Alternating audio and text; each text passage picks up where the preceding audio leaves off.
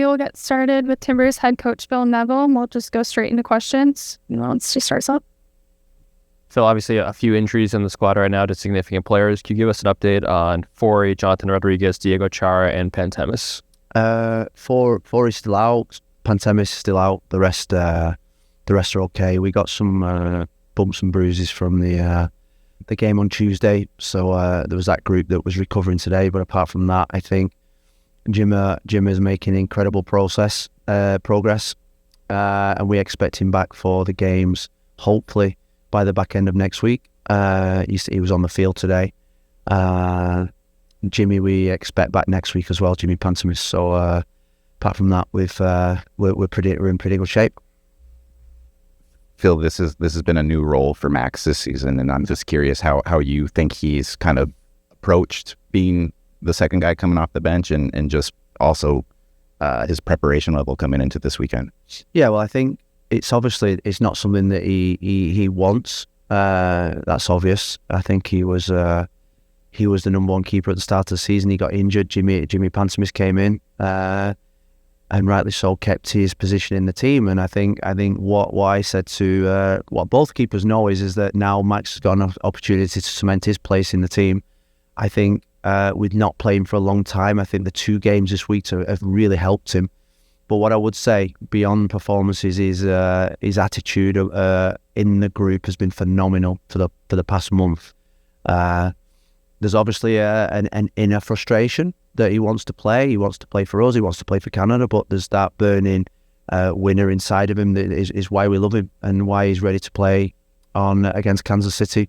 We trust him. We believe in him. And the 2 games in this week have got him up to some kind of match fitness that he's missed the previous month. So we're looking forward to tomorrow's Saturday's game.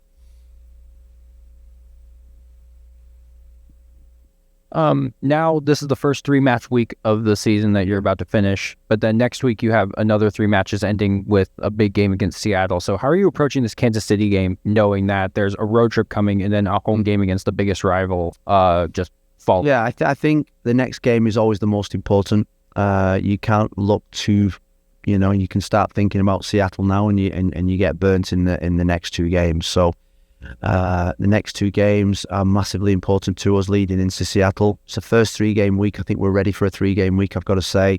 I think the training we've put in has been in preparation for this period of games of 6 games in the next 2 weeks. And what I saw on Tuesday night was a group of players that needed those minutes. They hadn't played. Zupa's not kicked a ball for us this season, and I thought he did outstandingly well. So we've got a group of players now that are ready to contribute in the next month, and we'll need every single one of them. We'll pick up bumps and bruises along the way, and getting Jonathan Rodriguez back, I think, is massive for us. He's going to be a real threat and for us, and the competition for place is what we need. So I think the answer to your question is that Kansas is the only thing that we're thinking about at this moment in time.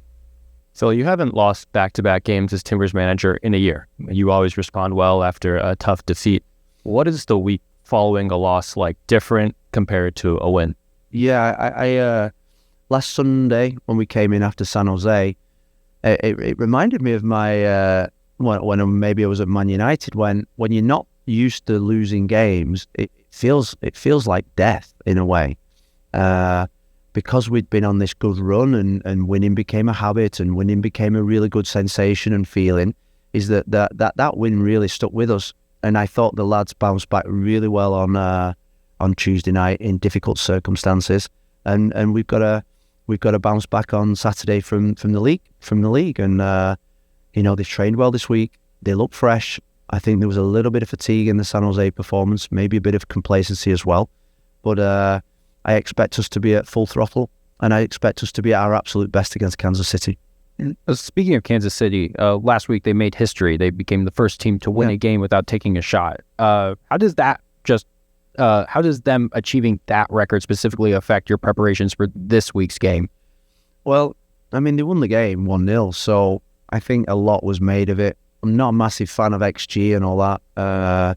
I think they obviously scored a goal. It was an own goal, but they scored a goal. It was 1-0. And let me tell you that come Saturday, I would love to have the same stat and have 3 points on the table.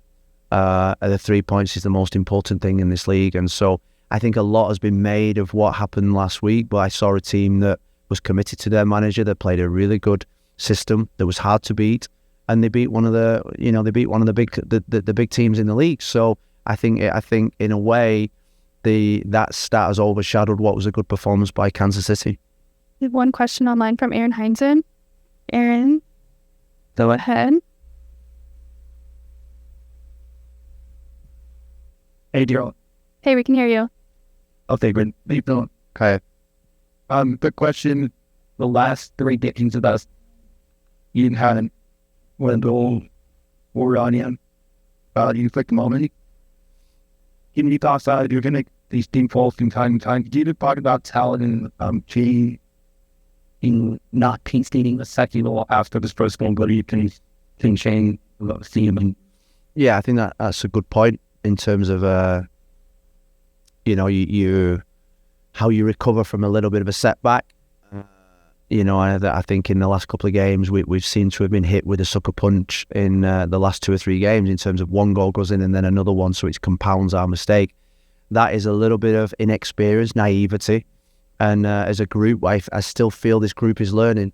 I really do. I think it's learning while playing, learning because we're a new team, learning because we've got a lot of young players. I think we're sending out probably some of the youngest starting 11s in Poland history. So along the way, there are going to be bumps and bruises with any. You think about the children that we bring up. Not every day is perfect. Not every day goes according to plan. There's ups and downs, and it's no different with a young set of players. We're constantly educating and learning and teaching them how to respond in game management, in mindset, in mentality.